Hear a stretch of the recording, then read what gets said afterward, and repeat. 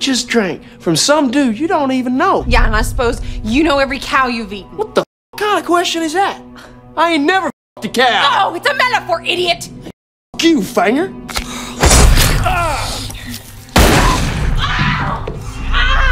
Move in. Sam, be waiting your order. You shot me in the head! So what? Heal? So will I. You know, when you get a breakthrough role like Yes. you have in this, you think, well, what am I going to do? You have to deal with blood. Yes. It's dripping, it's doing... Very sticky. When did you actually get the knack of dealing with it?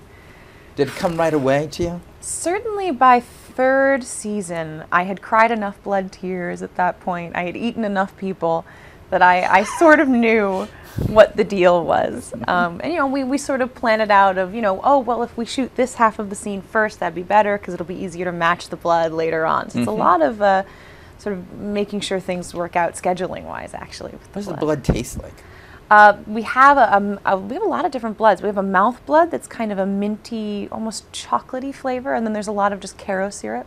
Oh, mouth blood. I like. Do we have any of that? Any here? mouth I just blood? wanted to see that. We We all just have our have own special water and mouth strained blood. popcorn. You know, it's not that vampires can't eat that. I guess it doesn't. I don't To know. do any of that. You know.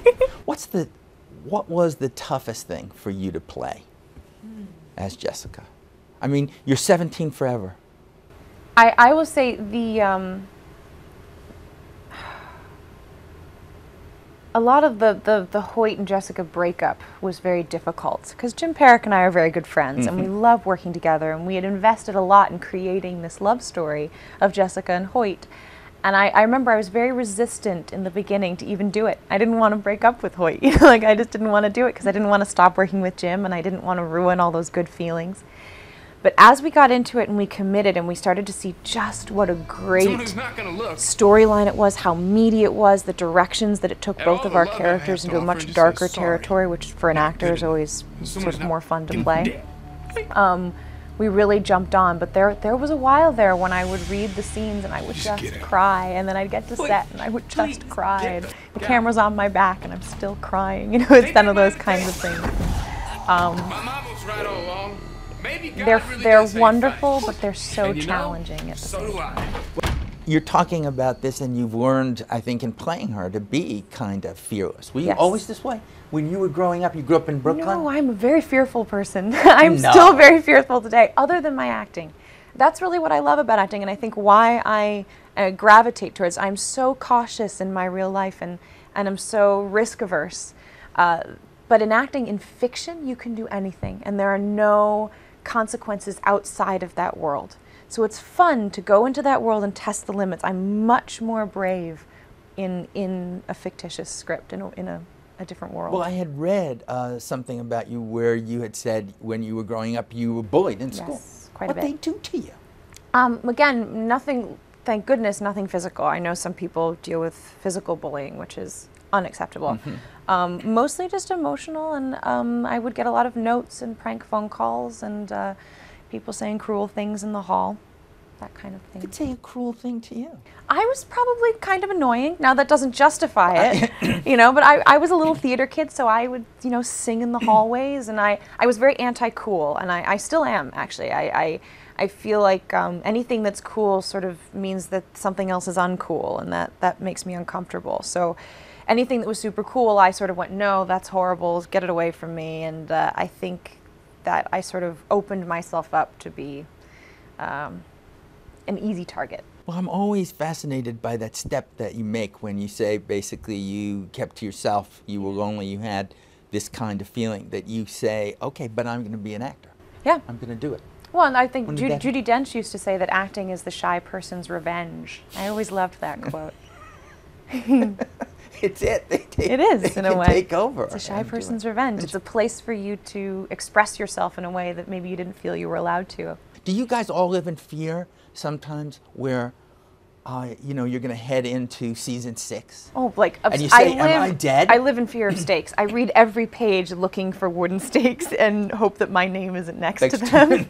So nobody discusses this? It's not like they come in? No, not really. I mean, from most people who have, you know, left this mortal coil, I think they usually get an episode or two notice. That's about it. But for the most part, they want it to be a surprise to us as the actors as well. So we don't really know anything until we read it in the God, script. it sounds torturous. It sounds like American Idol, where they're all in little rooms, and you say, "Am I in the room that actually gets picked? I know. Or am I going to go?" You kind of like, you're looking around, you're like, who am I with? And I feel like I'm not.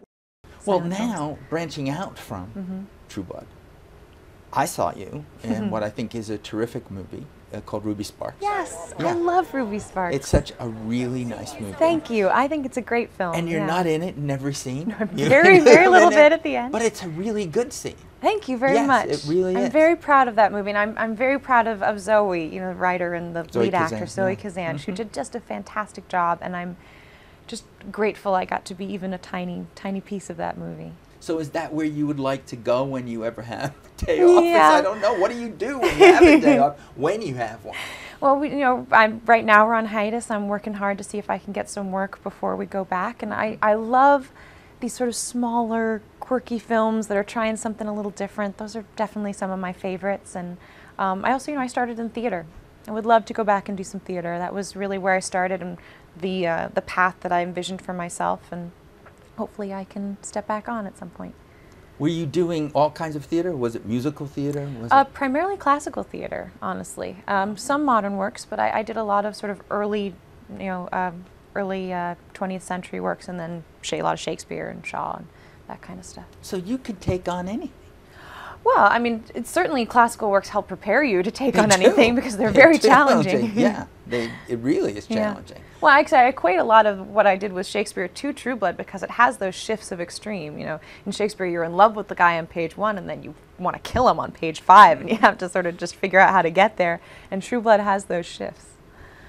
I brought up the idea of musicals because when Yes. I was speaking to Rutina Wesley, Tara, she said, Deborah and I kid around a lot, and this show always ends in song. Oh. It just does. Okay. It's not a lot, but she said, I think it was Summer Lovin'.